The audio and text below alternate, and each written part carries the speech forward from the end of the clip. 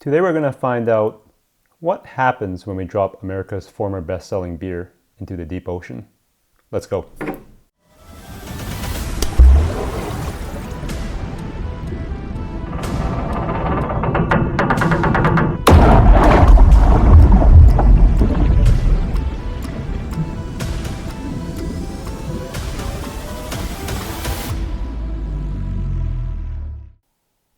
Hello.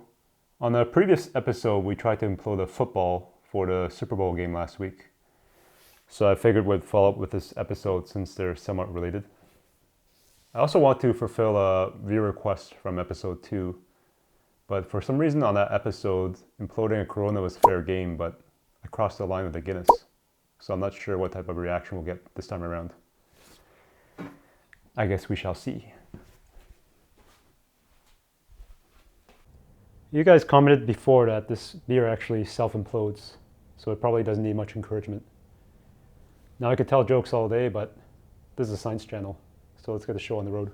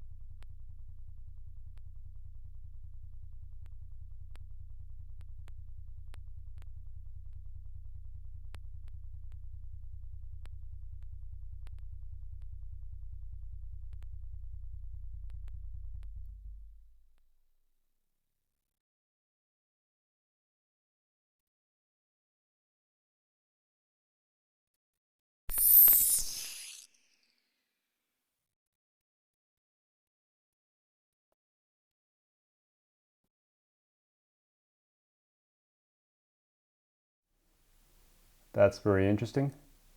It looks like the Bud Light was able to handle the pressure after all, at least in the deep ocean. We may have just discovered a new method of opening a beer bottle, so we can add this to a list of party tricks. Let's review the pressure data to figure out what just happened.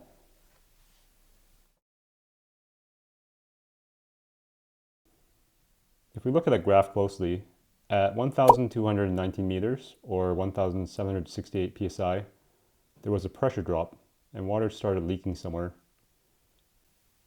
Let's review the video to see the visual clues. At 472 meters, there was a loud crack that could be heard, which is exactly where the Corona bottle imploded. But this glass bottle surprisingly held on. At this point, we can begin to see the steel bottle cap deforming due to the increasing pressure differential between the inside and the outside, with the inside pressure being constant, which is capped at atmospheric pressure at the bottling plant.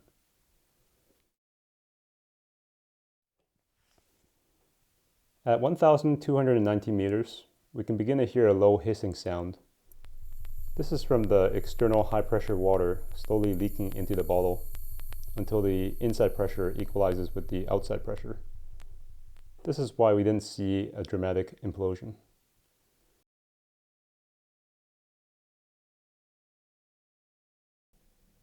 After the depressurization, the air volume inside the bottle re-expanded, which pushed the bottle cap off. And because the beer is slightly denser than water, with a specific gravity of 1.01, it begins pouring out of the inverted bottle.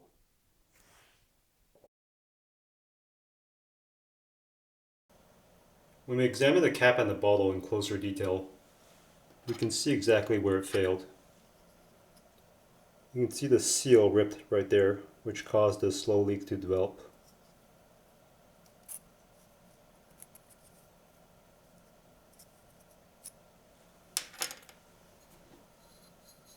The crack that was heard originated from the bottom, which we can see with this flashlight.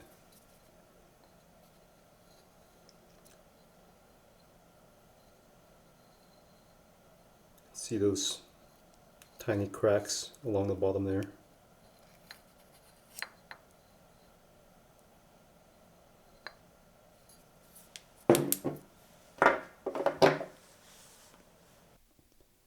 Now that was an interesting experiment, but I want to see some implosion action, so let's compare it against America's newest bestseller.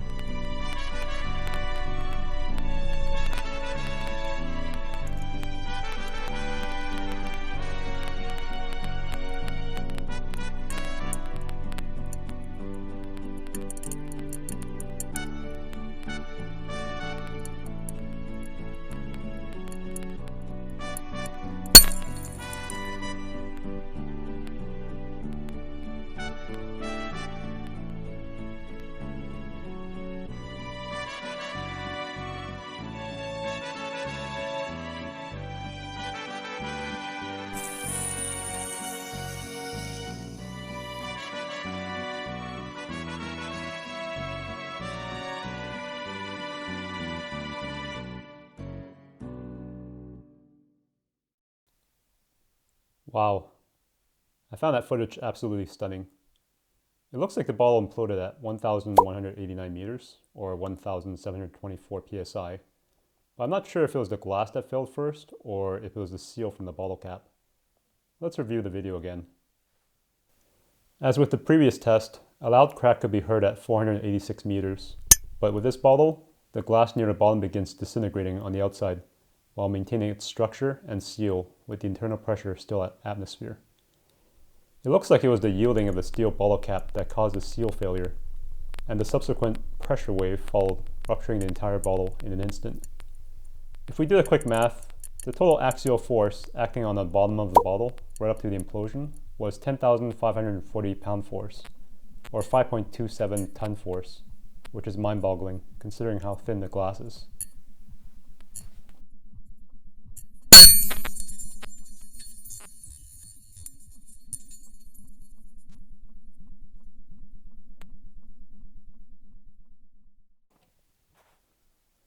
We can see that the bottle is completely destroyed as it drops from the twilight zone into the midnight zone. These glass shards would drift like snowflakes and eventually scatter across the ocean floor. Here are the final results for today's test. It appears that the longer American bottle is stronger and stiffer when squeezed really hard, whereas the shorter Mexican bottle with more girth implodes prematurely. Who would have thought that Mexico would eventually retake America? Huh, go figure. This Modelo is for you, which I'll drink on your behalf.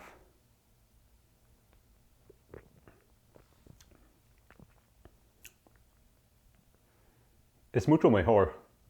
Hasta luego, chicos.